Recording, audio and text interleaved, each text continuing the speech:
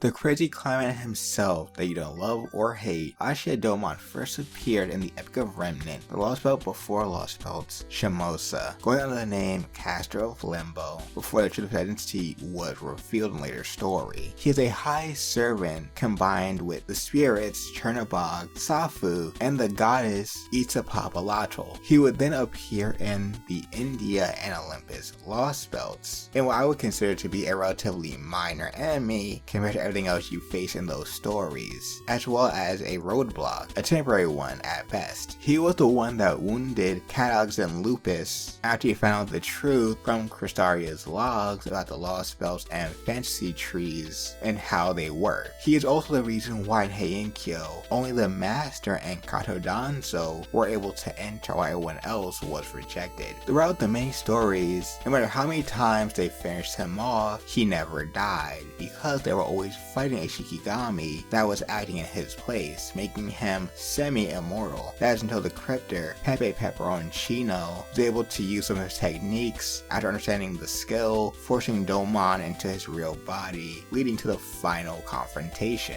His major roles throughout Fate Grand Order were being the mastermind behind Shimosa's 7 heroic sword masters, causing havoc during that time period, and being the reason why the Hein-Kyo Holy Grail War happened and why it consists of only casters, having gone according to plan until it was cut short abruptly thanks to Kentoki and Chaldea's meddling. It's at this moment where he decides to drop the facade that fooled Chaldea, Kentoki, and Kato Danzo prior in the story, revealing his true plan and the fantasy tree along with his demon generals, so he could finish the ritual. These generals took the forms of either monsters such as Tsuchigumo or use servants as hosts, but thankfully, remotely, Abino Seimei, the real one, had a plan to counter that using talismans to stop those generals and servants from being absorbed. So Douman decided to use some of his own spirits to sacrifice to fill in for some of the numbers, but he was still a few numbers short. His goal was to make Ibuki Doji into a beast and become the vessel for the alien god of Douman's own making.